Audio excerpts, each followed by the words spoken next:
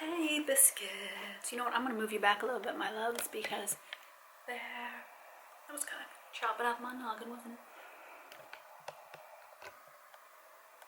Okay, fold up my laundry. Oh, yeah. So I thought I would talk a little about texting etiquette. This came up for a couple different reasons in my life in the last month. And I'm so curious to hear what you biscuits think of this. Let's start with, what do you think is acceptable to send via text message? Do you think that it's acceptable to, I'm trying to think of the most common one I've heard, break up with somebody via text? Somebody told me last year that they were in a long distance-ish relationship with somebody in Canada, and they broke up with them via text, and this person was so grumpy about it. And the person that did the breaking up was like, well, I didn't want to have to go all the way there to break up with them. I think it's totally unacceptable to break up with somebody by text. I think, video call, I guess if you're really long distance, but even then, yeah, I guess video call. If you're super long distance and you have to travel somewhere, then it makes sense. But by text, no. What do you think? Have you ever broken up with somebody by text? I think that just seems so cold-hearted. I mean, like, if you've gone on one date, that's different, right? But if you're actually together in a relationship, that's a mean-spirited thing to do. And another thing that came up was, what can you send via text, I don't know, I feel like my generation, oh, bunny socks, I love these bunny socks, is very free with the nudes via text, whereas the slightly younger generation is not. Maybe we're also the same generation, we're just slightly different age groups. And I think that's interesting. So, I always say, don't solicit and don't ever send unsolicited things. You would be amazed what I see in my Instagram inbox for my DMs, which I know isn't quite texting, but I'm going to include social media in this because I feel like it's all kind of interconnected. Yeah, I'm amazed, and I will say men predominantly, but women too, just unsolicited person bit photos, and I'm like, no, nobody wants to see that. I really think that media and laws in general for texting and for social media should pass more stringent laws that when people send that kind of unsolicited content, that there are ways to fine and have that be a form of assault, because it is, right? If you do that in public to somebody, that would be a form of assault. And it always angers me that there's not much you can do with social media and with texting and all this stuff. Thank God I'm not on, dating anymore, because the online dating world is a demented place. And it's where you gotta go these days, but oh my God, it's a demented place. So my advice is always, never ask, never solicit, and never send unsolicited things. Once you get to know each other, it's a different game, right? But like when you're getting to know people, don't do it. Do you think, biscuits? Oh. No, these were so close. They're both dots, and they don't match. I found matching socks, yes, oh yeah. I get so excited by matching socks. It's a fun thing to find. You're like, yes, finally, I knew I was saving that other sock for a reason. Yeah, so let me think. Texting etiquette. What are other questions that I've gotten recently about that? Oh, so this is more of a social media thing, and I'm going to cross back and forth between them. Obviously, I get more issues with social media just because that's what I work on. Asking for people's like WhatsApp and video call things when you don't know them. I think that is a major no. Huge no, absolutely never. There's just no excuse for it. You should never do that. I think it's really inappropriate etiquette for anybody. Oh no, my camera's blinking at me. Might have changed the battery. Let's see if it can make it. I believe in you, battery. I believe. So yeah, don't ever try to video call people. No, don't do it. Don't try to solicit video call information from people. I just think I was watching a really entertaining reality show that was some of the people had met like on random video call chat website things, and let me just say, it did not go well for them. It was a bad idea. So when you're tempted, think of what can go wrong and say to yourself, no thank you. I gotta change out the battery there, biscuits. I can't remember where I was. Oh, video calling, yeah. Just, I always think that in texting etiquette and in social media etiquette, we've all got to like take the time to think about what could go wrong in this scenario. Could it be misinterpreted? Is this aggressive or predatory, either towards you or towards somebody else? And whenever the answer is even vaguely yes, I feel like we got to go, yeah, no, bad plan.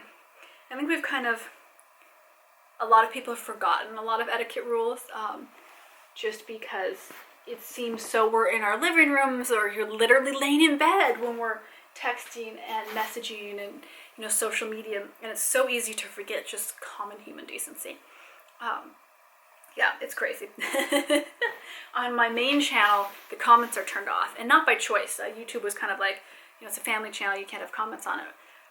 And I don't blame them, because the kind of comments we would get were just crazy. Like, these people must be mentally ill, and I don't say that to like make light or make a stigma against mentally ill people, because mental illness is something that people live with, and you know, it's a totally normal part of some people's existence. But just, it couldn't have been a normal interpretation to leave those comments, you know. It was so shocking. It still shocks me.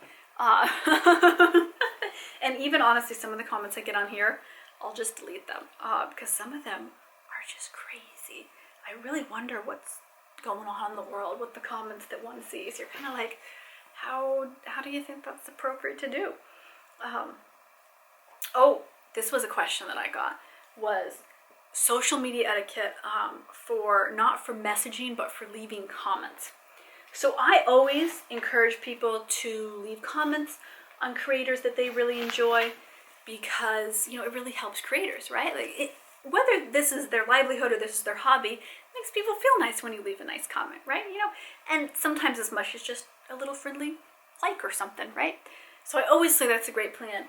But again, you kind of have to like put some thought into, what are you saying? Is it something that is, you know, I'll see a lot of people get critiques from people that are like, I really love your content, but, and then, you know, like, why you didn't need to add that part in, right? It wasn't constructive. It wasn't going to help anybody. It's, you know, so be kind, be thoughtful in the comments you leave. So absolutely, people should leave comments. That's a wonderful thing.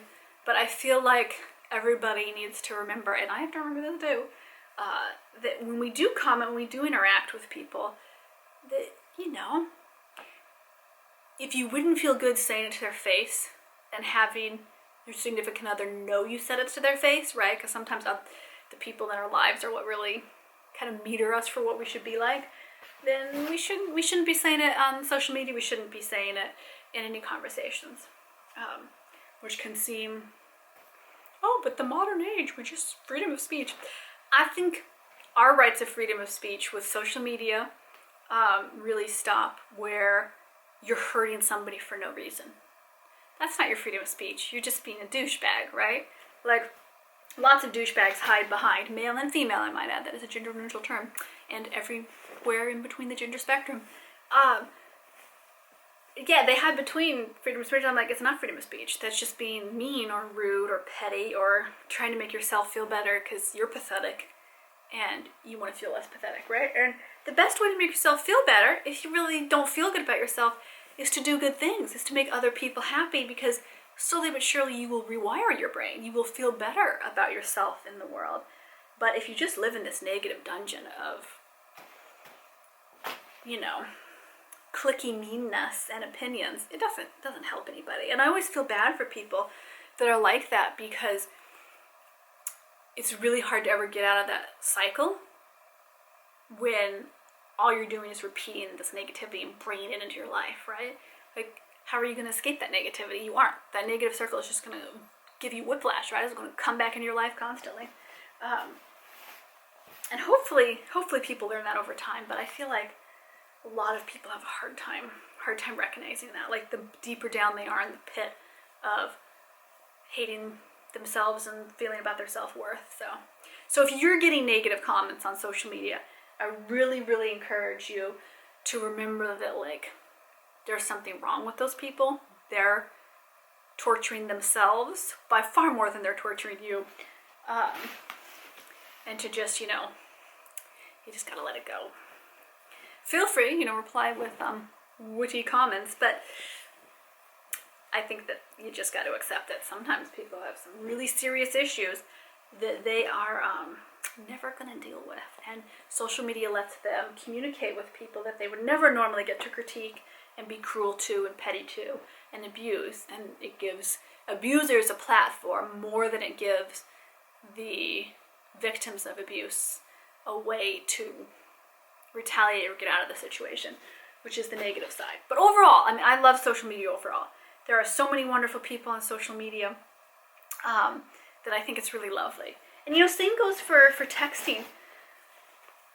God knows I have relatives that you really have to wonder, like, did you mean to send that text? Are you sure that was what you meant to say?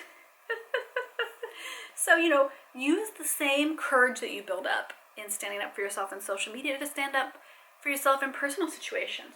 With texting, are you dating and you feel like these texts or these calls are inappropriate? Do you have family members that are constantly just crossing boundary after boundary and just refusing to hear you? It's really valuable to learn to stand up for yourself, and that is so much easier said than done, right? Like, I'm fully aware of that. But hopefully, if you needed to hear it and it inspires you to get out there and stand up for yourself, feel good about yourself, and know that you're worthy enough to have firm boundaries, either in your personal life, in your professional life, in your fun life, if you do social media for fun, right? And to demand that those boundaries be met, and when they are not, to then cut off contact with those people, right? You don't, no one deserves your attention inherently, right? Like, if someone reacts really badly to you setting a firm boundary, that does not mean you shouldn't have set the boundary. It means it was well overdue, that it was really important, Recognizing toxic people, I think, is so important. Oh, some of my favorite peacenika socks, they're toe socks, and they say peace. Oh, they just always make me chuckle. But yeah, boundaries are important. And I think that we don't give enough credit to ourselves as people, that boundaries can be really hard to hold up, right? They can be intimidating to hold up boundaries and to really respect ourselves with conversations, and to then do the due diligence to make sure that we aren't crossing other people's boundaries or being inappropriate or, using texting, social media, all these different platforms that we have to communicate with people that maybe we don't know super well, or that, are even family, to make sure that we are being the kind of people we would want to communicate with, I think that's really valuable, because sometimes we all lose sight of that. And when I'm struggling, I really like to think about, am I being the type of person I would want to interact with that day, in whatever situation in life? And I try to remind myself that, I was messaging with a brand recently, and I really tried to think, if I were this brand, give some kindness and respect, right? Because, sometimes, like, really small companies will reach out to me, and I really think, like, what if I were reaching out, like, with my merch line? What if I were reaching out to an influencer? How would I want that reply? What if I'm reaching out to a relative with something really important to me? How am I going to set up boundaries and be clear in my needs emotionally, right? If I'm engaging with somebody in social media, how do I wish I was being treated? And then how can I help that person feel that way? Because it's different for each person, right? Like, we might want to feel the same things, but what has to be said or done, or the interactions or the boundaries that need to be set up for that to feel that way, are different for everybody, right? Because we're also with such unique, fabulous biscuits, Some of us are chocolate covered, some of us are ginger biscuits. Who remembers my ginger biscuit taste test from Edinburgh? I think it's on this channel. I don't think it's on the other channel. I think it's on this channel. That was fun. I love biscuit taste tests. I kind of want to do a cookie taste test, and I just have such a hard time because the American biscuits aren't as good. American cookies pre-made are not as tasty as British pre-made cookies. I'm just putting it out there. I know this is controversial. You're gonna be like, whoa, Rose, that is a step too far. It's one thing to talk about social media and texting etiquette. It's another thing to talk about biscuit etiquette. But I'm gonna put myself out there and be like, it's true. Totally true. But tell me in the comments, what kind of cookie taste tests should I do next? It's got to be something I can pick up locally in the Seattle area, because obviously I'm not traveling right now because of COVID, or as I like to call her, the Rona. That's the face I make when I think about the Rona. I think that would be fun. It is, I will say, pumpkin pie season. Oh yeah. And if it's not yet, it's basically pumpkin pie season. It counts. So I kind of want to get some pumpkin pies, but I don't know if I can do a pumpkin pie taste test because I can't eat that many pumpkin pies and I don't want to waste food. So I kind of thought maybe I would do like one pumpkin pie but with different toppings, like ice cream or cheese, or cheese is more of an apple pie thing, whipped cream. I don't know. You tell me in the description. What do you call it? In the comments. My brain has just gone. You can tell it's late in the evening. Tell me in the comments what would be fun, like pie or cookie things that I could do, or toppings that would be interesting to try in a pumpkin pie, because this is the time of year when I start just having pumpkin pie for breakfast. It's a vegetable. It's very healthy. And then you add whipped cream, which is a dairy protein, and boom, I'm like, vegetables and protein, low carb, and up. Keto, here I come. Yeah, no. But shh, don't tell my tummy that, because it wants to give me food. Okay, biscuits, I see on the camera that I've been talking for a very long time, but I just love chatting with you. I love saying hi, because whenever, you know, I haven't said hi recently, or I feel like I haven't communicated enough on here, I miss you lovely biscuits. I will see you in the next video. Oh yeah. If you would love to see some of this month's Patreon content, you can click on through in the description box. I have a link to my Patreon. It's just patreon.com/Roskeli. Oh yeah, and that's all my really fun self-care burlesque topics. So a little saucy, not too saucy or anything, but a little saucy, so heads up, it's not like safe for work stuff, but it's fun. We talk about emotional self-care and physical self-care. I do a bunch of tests out on different lotions and masks and bubble baths and hair care products, and then we also do a bunch of cleaning video topics to really just like scrub and get your house clean, because my god, the house is always in need of a tidy whiting.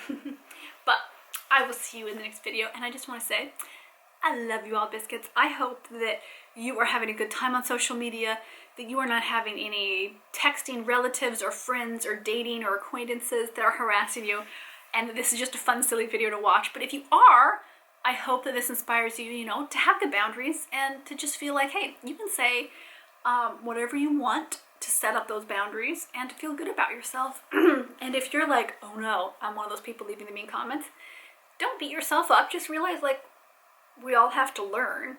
We all have to figure out how to navigate this weird, crazy social media world. So why not just, you know, learn together and get better, right? We all can. I'll see you in the next one.